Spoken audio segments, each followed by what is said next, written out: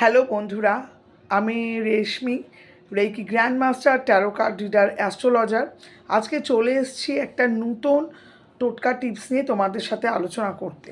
এবং আজকে আমি যে বিষয়টা নিয়ে তোমাদের সাথে আলোচনা করতে চাইছি, এই বিষয়টা কিন্তু খুবই ইম্পর্ট্যান্ট এবং এটা যে সমস্যা ওরিয়েন্টেড সেটা কিন্তু কম বেশি সকলেই লাইফে ফেস করে থাকো বা ফেস করেছো।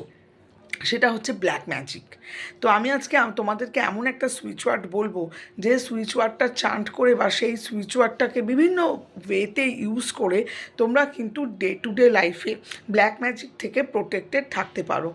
যদি না খুব বিশাল বড় মাপের কোনো ব্ল্যাক ম্যাজিক করা হয় বা কোনো মারণ ক্রিয়া বা কোনো বড় ক্রিয়া না করা হয়, তো ছোটোখাটো ব্ল্যাক ম্যাজিক বা ছোটোখাটো ব্লকেজ ক্রিয়েটের জন্য যাদের ক্ষেত্রে তারা এক্সপিরিয়েন্স করছে এই ধরনের ব্লকেজেস, তো তারা এটা কিন্তু অবশ্যই করতে পারো। তো আমি ফার্স্টে এটা শুরু করার আগে একটা কথা বলবো, ব্ল্যাক ম্যাজিক কিন্তু এমন একটা জিনিস যেটা কিন্তু আমাদের পুরো মাইন্ডের থ্রু দিয়ে আমাদের এনার্জির মধ্যে ঢোকে, ঠিক আছে, আমাদের অরার মধ্যে ঢোকে। মানে ফার্স্টে আমাদের ব্রেন বিলিভ করে নেয় যে ব্ল্যাক ম্যাজিক আমাদের উপর করা হয়েছে, এতে কিন্তু আরও ইজিলি ব্ল্যাক ম্যাজিক কিন্তু আমাদের উপরে এফেক্ট করে। ব্ল্যাক ম্যাজিক বলে কিছু নেই, এটা কিন্তু সম্পূর্ণ ভুল কথা। ডেফিনেটলি ব্ল্যাক ম্যাজিক আছে, এবং যখন কেউ আপনাদের নামে ব্ল্যাক ম্যাজিক করছে হয়তো তখনই সেটা কাজে লাগছে না, তারপরে যখনই আপনাদের কোনো ইম্পর্টেন্ট কোনো প্ল্যানেট যেটা আপনাদেরকে সাপোর্ট করছে, মানে গার্ড যেটা, সেটা যখনই উইক হয়ে যাচ্ছে দশা অন্তর্দশায়, তখনই কিন্তু ধুম করে কিন্তু ব্ল্যাক ম্যাজিকটা আপনার উপরে ক্রিয়া করে দেয়। এবং হয়তো আপনার শরীরের যে পার্টটা প্রথম থেকে উইক আছে সেইটার উপরে এফেক্ট করে দিল, বা আপনার কোনো কাজ আটকে গেল, কারণ এনার্জি ব্লকড হয়ে যায়, তো তখন আপনি সমস্ত কাজও কিন্তু ব্লকড হয়ে যায়। তো আশা করি ব্ল্যাক ম্যাজিকের কনসেপ্টটা আমি বোঝাতে পারলাম। এইবার আমি ব্ল্যাক ম্যাজিকের বিষয়টা নিয়ে বলছি যে কী সুইচ ওয়ার্ড চান্ট করবেন। সুইচ ওয়ার্ড যেটা আমি বলছি মন দিয়ে সেটাকে নোট করুন আপনারা।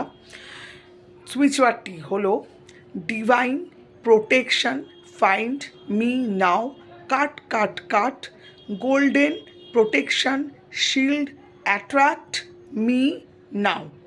এই পুরো ফ্রেজটা আপনারা চান্ট করবেন 54 বার বা 108 বার অ্যাট এ টাইম।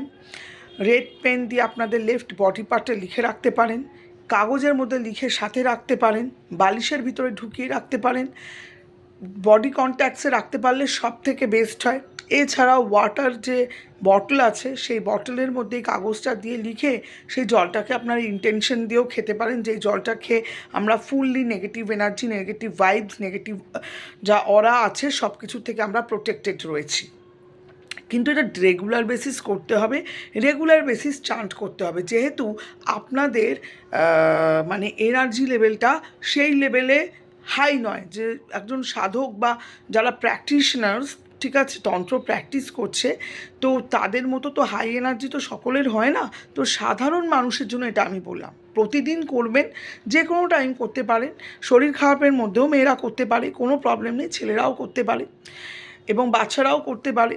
লিখে এটা বাচ্চার বালিশের তলায়ও দিয়ে দিতে পারেন, বাচ্চাকেও জল চার্জ করে এইভাবে খাইয়ে দিতে পারেন, খুব ভালো রেজাল্ট কিন্তু আপনারা পাবেন।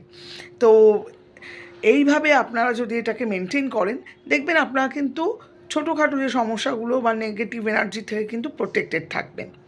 তো এইটা অবশ্যই আপনারা ট্রাই করবেন, এবং এই ধরনের আরও ভিডিওস পেতে অবশ্যই আমার সাথে যুক্ত থাকতে হবে আমাদের পেজে, এবং আমাদের ইউটিউব চ্যানেলটাকে সাবস্ক্রাইব করতে হবে অ্যাস্ট্রোডেক বাই রেশমি অ্যান্ড প্রসূন, এবং আমাদের পেজটাকে কিন্তু লাইক অ্যান্ড ফলো করতে হবে।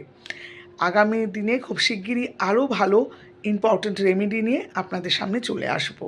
ততক্ষণ আপনারা আমাদের সাথে যুক্ত থাকুন এবং এগুলো ইউজ করে আপনারা প্রোটেক্টেড থাকুন, ডিভাইন গাইডেড থাকুন। Thank you.